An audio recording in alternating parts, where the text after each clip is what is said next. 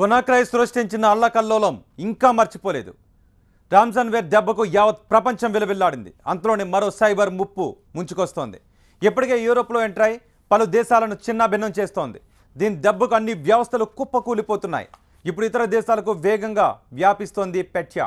ఈ సరికొత్త రాన్సమ్వేర్తో భారత్ సహా ప్రపంచ దేశాలన్నీ వణికిపోతున్నాయి. సైబర్ ఉగ్రవాదులు మళ్లీ పడగ విప్పారు. సరికొత్త రాన్సమ్వేర్తో యూరప్ను షేక్ చేస్తున్నారు. పెట్యా పేరుతో అతిపెద్ద సైబర్ దాడికి పాల్పడ్డారు.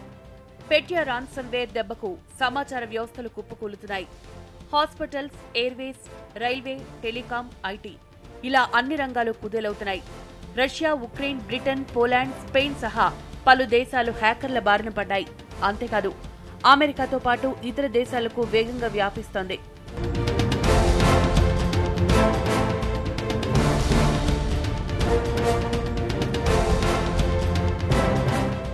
ఈ రాన్సమ్వేర్ సైబర్ అటాక్ తో ఎక్కువగా నష్టపోయిన దేశం ఉక్రెయిన్ గా తెలుస్తోంది. ఎయిర్పోర్ట్లు, బ్యాంకులు, మెట్రో నెట్వర్క్ తో పాటు ప్రభుత్వ శాఖల్లో కార్యకలాపాలు నిలిచిపోయాయి. చెర్నోబిల్ న్యూక్లియర్ ప్లాంట్ కు సంబంధించిన కంప్యూటర్లు సైతం హ్యాక్ అయ్యాయి.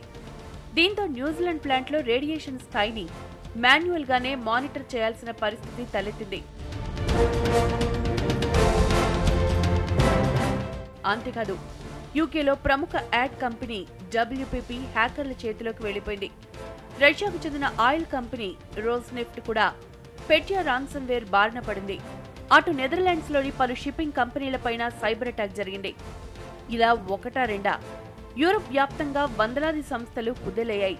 దీంతో రంగంలో దిగిన ఐటీ నిపుణులు నష్ట నివారణ చర్యలు ప్రారంభించారు. రాన్సమ్వేర్లో వెబ్సైట్స్, యాప్స్, యాడ్స్ రూపంలో కంప్యూటర్లోకి ప్రవేశిస్తాయి. ఉద్యోగ అవకాశాలు కూడా ఎరగా వేసి వైరస్ ను జొప్పిస్తున్నారు హ్యాకర్లు. దీన్ని ఒక్కసారి క్లిక్ చేస్తే చాలు మీ కంప్యూటర్ పని అయిపోయినట్లే. రాన్సమ్వేర్ బారిన పడితే కంప్యూటర్లను యాక్సెస్ చేయలేరు. కంప్యూటర్లోని మన సమాచారం అంతా కోడ్ కింద మారిపోతుంది. ఏ ఫైల్స్ కూడా ఓపెన్ కావు. పైగా సిస్టమ్ మొత్తం లాక్ అవుతుంది.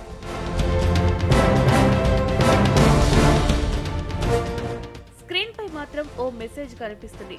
డబ్బులు కట్టాలని, లేకుంటే మీ ఫైల్స్ అన్ని కరప్ట్ అవుతాయని మెసేజ్ ఉంటుంది.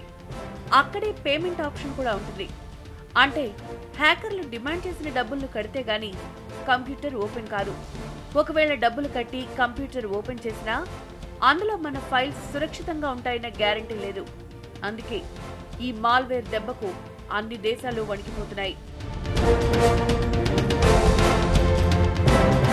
డబ్బు కోసమే ఇదంతా చేస్తున్నారు హ్యాకర్లు.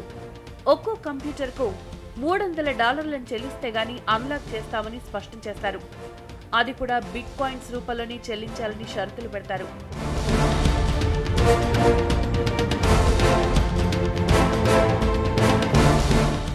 మొత్తంగా పెట్యా వైరస్ దాడితో యూరప్ అల్లాడిపోతోంది. వానాక్రై దెబ్బ నుంచి ఇప్పటిదాకా చాలా దేశాలు కోలుకోలేదు. పైగా పెట్యా వైరస్ కంప్యూటర్లను టార్గెట్ చేయడంతో మళ్లీ వణుకు మొదలైంది. ఇది ఇతర దేశాలకు కూడా వ్యాపిస్తుండటంతో తీవ్ర కలకలం రేగుతోంది.